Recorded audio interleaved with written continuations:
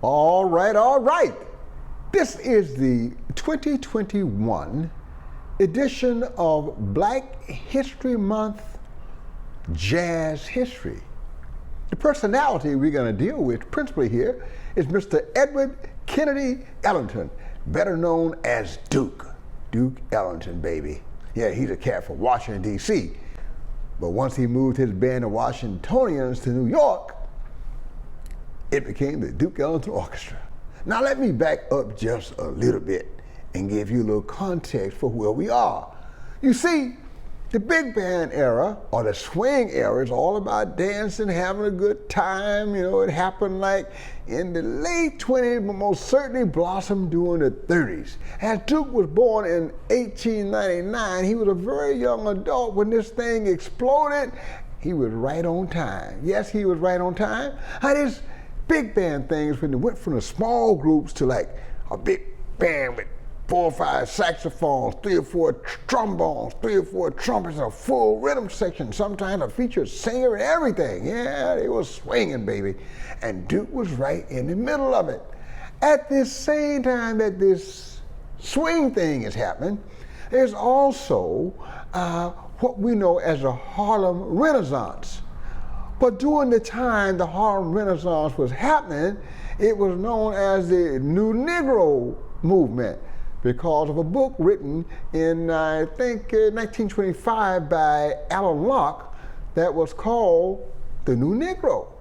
So it was all about the emergence of African-American art and literature and music. And this swing was the thing, baby. And that is the context that Duke Ellington showed up to New York, moving from Washington, D.C. to New York City.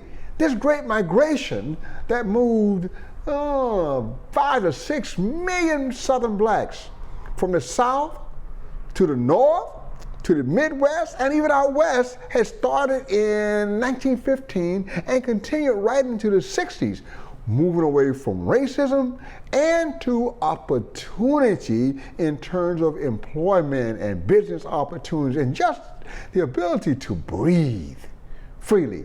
Wasn't that much better than the South, but better is better.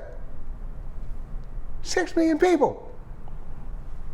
By the 20s and 30s, New York had the greatest influx of these Southern blacks who were moving north. And that is why the Harlem Renaissance was centered there, and for the most part, the swing era. Now, Duke was killing it all over New York, but when he got to the Cotton Club in the 30s, oh man, actually late 20s, he became a household name. The Duke Ellington Orchestra killed it at the Cotton Club, because everybody had to come to the Cotton Club. That was a place to be, it was a place to be seen, it was a place to have a great time. And Duke pretty much owned that joint, at least in terms of how entertainment went. Yeah, let's make sure we make that clear. At least as far as how the entertainment went.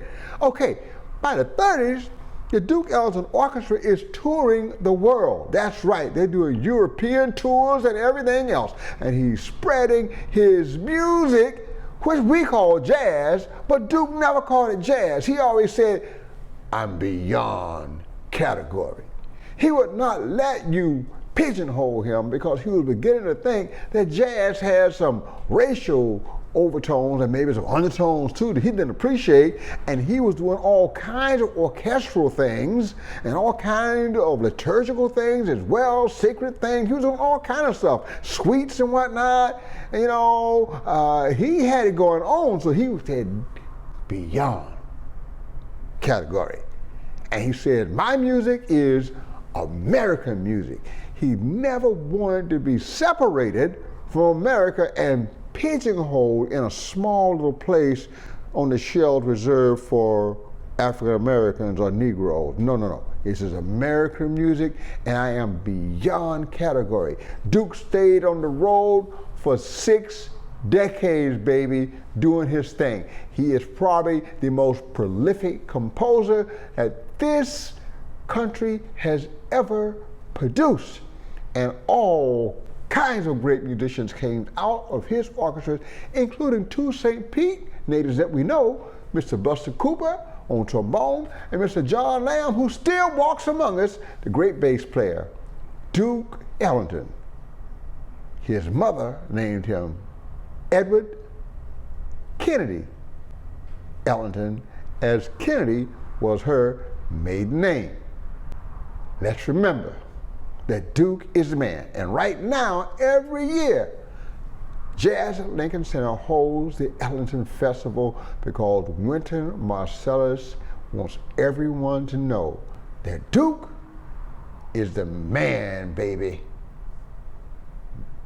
Thank you very much, and remember, Edward Kennedy Ellington is the Duke, baby.